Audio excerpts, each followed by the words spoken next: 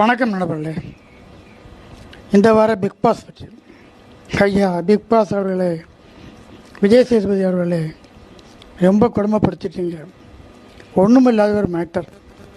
பாத்ரூமில் ஒரு பக்கெட் இருந்ததான், அதை விக்ரம் எடுத்துக்கொண்டு நடு வீட்டில் வச்சுட்டாராம் தலை ரம்யா சொன்னதுக்காக வேண்டி.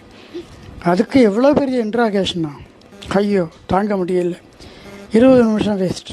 அங்கே கேள்வி இங்கே கேள்வி, என்ன பேசின அப்படி இப்படின்னு ரம்யாவை போட்டு வறுத்தெடுப்பு. உண்மையில் பார்வை சொன்னதை ரம்யா அவ்வளவு சீரியஸாக எடுத்துக்கொள்ளவில்லை. எந்த அளவு பெரிதாக போகும் என்று அவர் நினைக்கவும் இல்லை. ஒரு குறும்படம் போட்டு பார்த்திருந்தாலே ஆக்சுவலாக என்ன நடந்தது என்று தெரிந்திருக்கும். அதை விட்டு ரம்யாவை வறுத்தெடுத்தார் விஜய் சேதுபதி. நொந்து போனார் ரம்யா. இருக்க மாட்டேன் சார், நான் வீட்டுக்கு போறேன் சார். வீட்டுக்கு போறீங்களாமா? வெரி குட்மா. நீங்க வர வெளியே போலாமா? ஒரு இடைவெளி எடுத்துக்கிறேன். நீங்க ரம்யா உங்களுக்கு போன் ப்ரொசீஜரை பார்த்துப்பாங்கம்மா. Please come out and take it. பத்திரம் போயிட்டாங்க. கதவு கூட திறந்து விட்டது. அப்புறம் மற்ற போட்டியாளர்கள் அவரை பேசி கன்வின்ஸ் செய்து வேறு வழியில்லாமல் மன்னிப்பு கேட்டு மீண்டும் இணைந்து கொண்டார் ரம்யா. பிரஜினை வெளியேற்றது.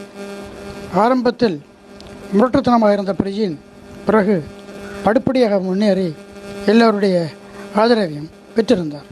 பிரஜினை விட மோசமான போட்டியாளர்கள் உள்ளே இருக்க எதற்காக பிரஜினை வெளியேற்றினார்கள் என்பது பிக் பாஸுக்கு மட்டுமே தெரியும்.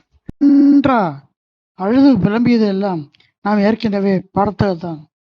ஆனால் இது கொஞ்சம் தூமச்சு தான். அப்படி என்ன நிரந்தரமாக பிரிய போகிறார்கள்?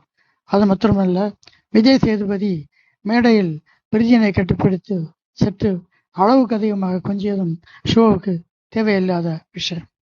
இப்போது பாரு இல்லாமல் ஷோ இல்லை என்று ஆகிவிட்டது.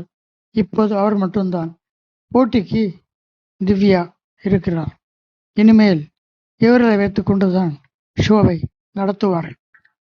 கடைசியாக விஜய் சேதுபதி கோபத்தில் கத்தியது ஞாபகத்துக்கு வருகிறது. எல்லோருக்கும் பேமெண்ட்ஸ் உண்டுல்ல, நானும் பேமெண்ட் இருக்கிறதுனால தானே கத்துறேன், நீங்களும் பேமெண்ட் வாங்குறீங்கள, அதுக்கு தகுந்த மாதிரி நடிப்பை கொடுங்களேன்னு.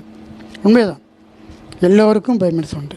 கண்டஸ்டன்ஸுக்கு எத்தனை நாள் தங்கியிருக்கிறார்களோ அத்தனை நாளைக்கு மினிமம் 10,000 கிடைக்கும் என்று நினைக்கிறேன்.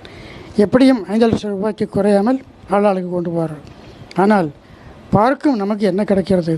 ஒரு நல்ல ஷோ கிடைக்கிறது, நல்ல என்டர்டெயின்மெண்ட் கிடைக்கிறதா என்றால் அது நிச்சயமாக இல்லை. இவர்கள் போடுகிற டாஸ்க்கு எல்லாம் குப்பை டாஸ்க், அறுவை போட்டு இழு என்று 2 நாள் 3 நாள் இழுக்கிறார்கள். இதையெல்லாம் பார்த்து தொலைய வேண்டியது நம்ம தலையெழுத்து. என்ன செய்ய? அவர்களுக்கு பயமே உண்டு, நமக்கு பட்டை நாமம்தான். சரி மக்களை, நன்றி, வணக்கம்.